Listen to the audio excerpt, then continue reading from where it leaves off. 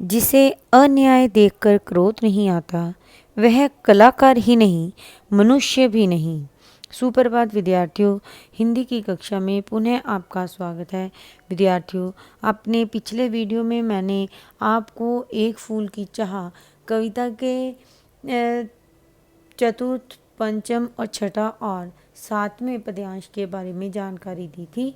आज मैं आपको उसी अध्याय के से संबंधित 8, 9, 10, 11 पद्यांश के बारे में समझाऊंगी। ध्यान दीजिए। आइए आरंभ करते हैं। भगत वृंद मृद मधुर कंठ से गाते थे सभक्ति मुद भय, पतित पतारणी पाप हारणी माता तेरी जय जय जय। पतित तारणी तेरी जय जय, मेरे मुख से भी निकला, बिना बड़े ही मैं आगे को, जाने किस बल से ढिकला। सभक्ति का अर्थ होता है भक्ति सहित। पतित तारणी तुच्छ एवं नीच कार्यरत प्राणियों का उद्धार करने वाली। ढिकलना धकेल देना। यहाँ पर कविता में सियाराम शरण गुप्त जी ये हमें समझाने का प्रयास कर रहे हैं कि देवी के मंदिर में भगत जन, यानी जो देवी के भक्ति देवी की कर रहे थे, वो सब लोग मधुर स्वर में गीत गा रहे थे।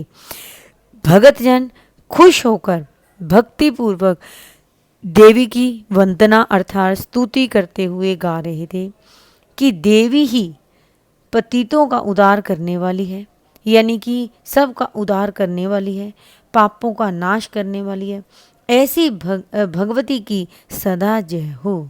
सुखिया का पिता भी स्वर में स्वर मिलाकर गीत गाता हुआ आगे की ओर बढ़ता चला गया। ना जाने किस बल से उसने हर पीछे से हर को धकेल कर अपने कदम मात के चरणों में प्रसाद पाने के लिए वहाँ के दरबार के बाहर धकेलता हुआ अपने आप ही उसके कदम चलने शुरू हो गए।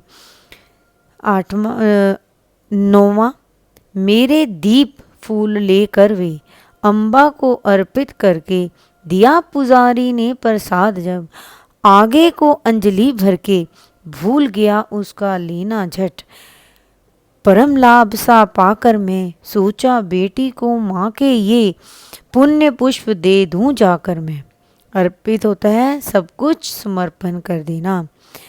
परम लाभ सा यानी जीवन का सर्वोत्तम लाभ प्राप्त करने की इच्छा पैदा होना। ये कवि ये समझा रहा है कि सुखिया के पिता के हाथों में दीप फूल लेकर पुजारी ने भगवती माँ के चरणों में समर्पित कर दिए। पुजारी ने जब प्रसाद दिया तो अतिशय आनंद से, यानी कि जो नीच व्यक्ति था उसको एक मन में उसकी इच्छा थी कि चलो अब मैं मंदिर में आ चुका हूँ तो मैं क्यों ना थोड़ी देर और उस माँ के दर्शन ले लूँ, यानी कि उसके मन में अतिशय आनंद से अभिभूत होकर सुखिया का पिता प्रसाद छोड़कर केवल पुत्री के लिए फूल लेकर आंगन की ओर बढ़ा। उसने मन ही मन में सोचा कि जाकर बेटी को देवी के प्रसाद देकर उसका पवित्र यानी कि पुण्य दे दूंगा, यानी कि जो देवी के चरणों से उसे प्रसाद फूल उसने लिया वो जाकर मैं अपनी बेटी को दे दूंगा। हर उस पिता की यही एक इच्छा थी कि मैं अपनी बेटी की अंतिम इच्छा पूरी कर दूं। अब मैंने विद्यार्थियों आपको 8वां और 9वां जो पद्यांश है उसके बारे में जानकारी दी। अब मैं आगे आपको 10वां जो पद्यांश है उसके बारे में जानकारी दे रही हूँ। सिंह पीर तक भी आंगन से नहीं पहुँचने में पाया, सहसा यह सुन पड़ा कि कैसे यह अछूत भीतर आया। पकड़ो देखो भाग न जावे, बना दूत वह है कैसा, साफ स्वच्छ परिधान किए हैं भले मानुष के जैसा। यानी अछूत यानी छुआछूत का भेद, स्वच्छ साफ सुथरा, परिधान वेशभूषा।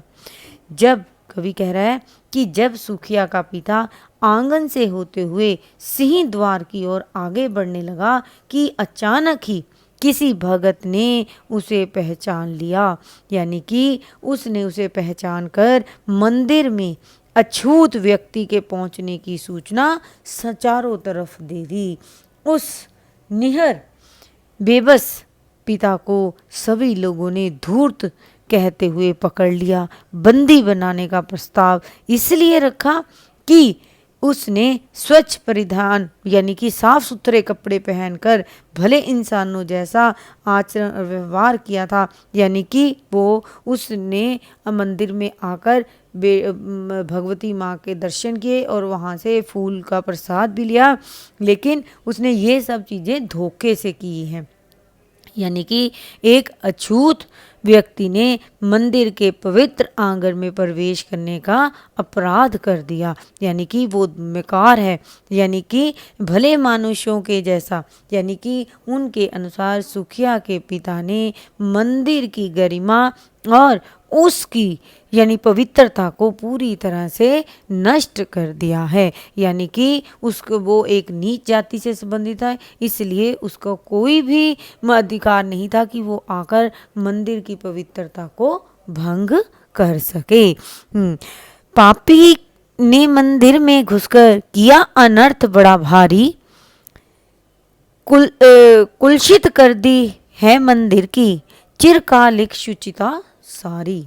देखिए कि कवि क्या आगे कह रहा है, ए क्या मेरा कलुष बढ़ा देवी की गरिमा से भी, किसी बात में मैं आगे माता की महिमा के भी। यानी अनर्थ यानी पाप, कुलषित मतलब दूषित, यानी शुचिता मतलब पवित्रता।